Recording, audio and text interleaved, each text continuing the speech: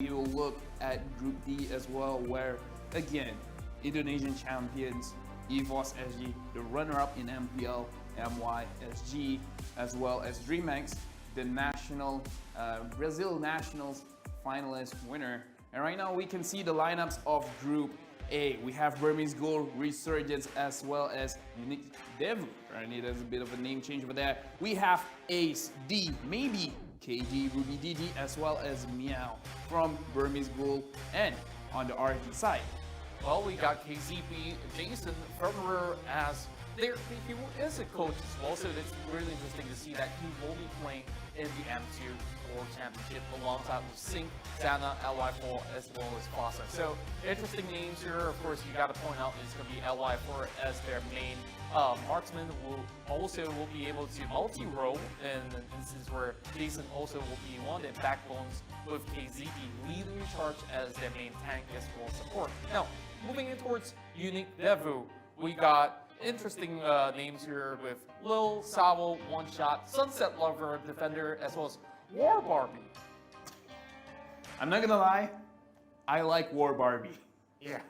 Okay. This is such an interesting IGA. War Barbie, Sunset Flower, you've already won my heart. Yeah. I want to change my name to War Barbie. Yeah, it's like, imagine like, I don't know, like you go to war and suddenly you see a giant Barbie doll. I don't know, is this going to be like that Trojan horse that they have to be able to surprise us all inside of Group A? It's for us to wait and tell, but of course, this will be the teams that will be playing inside of Group A. Chances for the side of Burmese Gold looking very, very good, if you must say, because like you mentioned, they have not really changed their roster all too much. Yeah, and again, War Barbie, I just like it that it's a tank. And over at Resurgence, they kind of, they're really hiding their hand here. Well, you can see, all right, KZP is a tank, Sync and Sana slightly. The rest are all multi-roles. Like, all right, who's the carry? Who's gonna be the mid laner? Who's gonna be the main? It's like, we're not gonna tell you. Yeah, this is where I think teams are actually playing a little bit of mind games among each other here. So when they look at the list, it's like, okay, side lane, which lane? Like, it could be the top, it could be the bottom. So yeah, we're gonna be waiting for MC to happen to be able to catch all of that happening. Imagine if they don't know. It's like, which lane are you going? I'll decide as I go along. Yeah. It's like, I'm at bottom, I just decided. Or you could be at the top. So either side, we're going to be looking at Group B as well. So now that we're done with the Group A lineup, these are going to be your teams for Group B, and do the honors. Yep, over here we can see for Team Toda, a lot of people have been asking, and this is your lineup. Chiku, E1, Moon, X-Ray, Stu, as well as Formace, where this is the original lineup that won them the MPL MYSG with no series loss. And moving forward on Omega Esports, we have Toshi, Hajizi, Heath, Kenji, Kurt Z, Yelly Hayes, and Odin.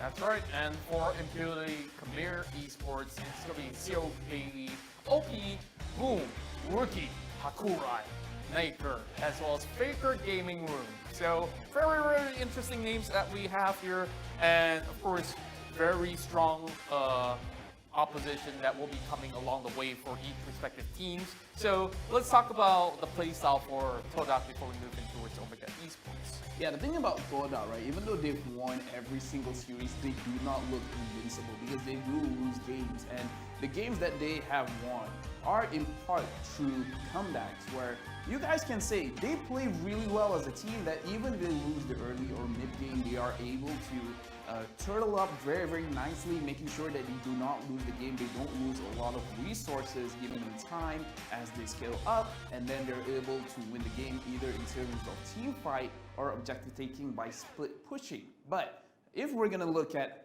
player, I'm looking at Omega, Yelly Hayes. He is a very, very consistent name in Philippines, where I have faced him as well in the SEA Games, where he he's a really annoying frontliner as a tank. As you guys can see, he's a support, mage, or tank. Although Basically multi-role. if you're basically asking me. multi-role. Right? It's like I'm not gonna play marksman or assassins, but besides that, but yeah.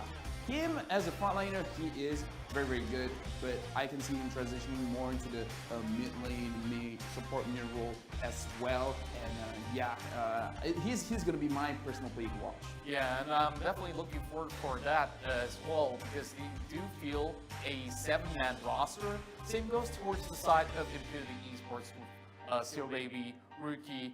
Now, I'm gonna be interested to see how Faker Gaming Group is gonna be faring. Very long name. Yeah, it's gonna be a tough one to cast, but Yeah. hey, I can call him Faker, or it could be either Rookie or Faker that's gonna be playing, so maybe it's gonna be a little bit switcheroo, and we're gonna be moving into Group C real soon. Right, the group of death, we have Brand Esports, ALTEREGO, and 10 Second Gaming Frost. Where the lineup from Brand Esports, we have Piu, Rebo, Carl Z, Lusty, Coco, EAs, as well as Flabzy, and yeah, for ALTEREGO, we have Toshi, Leo Murphy, Cassius, Sailor Boy, Nyam, Kai, as well as Udu.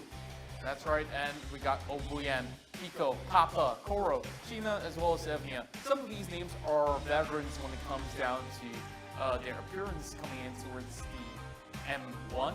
And now that they're going in towards M2, Obuyan is still the familiar name, the captain of 10 Seconds Gaming that has been there since the get-go alongside with Papa. So these are going to be your trusty players that will be appearing. But as for the side of Brand Esports, what can you tell us about Brand Esports as of the current?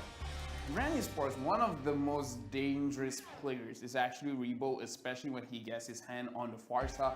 His feather airstrike is always on point. His positioning is super good. It's very difficult to catch him out of position.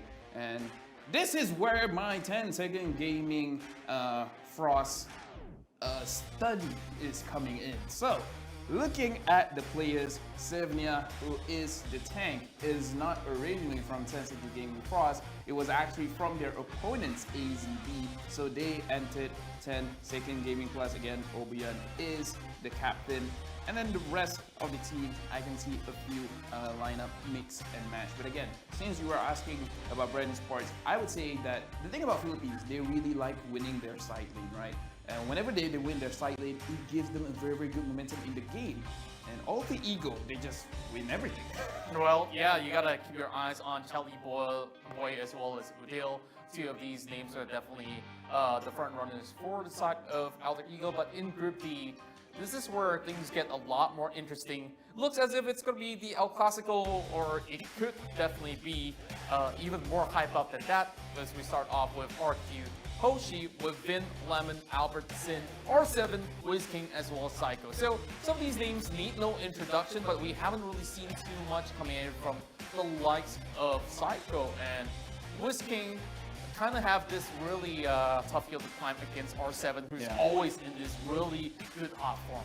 Yep, and moving on, we have EVOS SG's lineup with Pokemon Soul, Aeon, JBL, Potato, and Matthew, which, wow, I'm guessing he's not gonna play. Call me crazy. Call me crazy. Well, I really want to see if Matthew's going to be facing against RQ Hoshi, though. If he managed to win, I'm pretty sure that it's going to be a big celebration on the You see, the thing is, EVOS SG, their management team is very hands-on, right? Before this toxic CEO was in, he was the owner of the team, and now the assistant CEO is coming in. So right now we can see that EVOS SG, their management is very on point.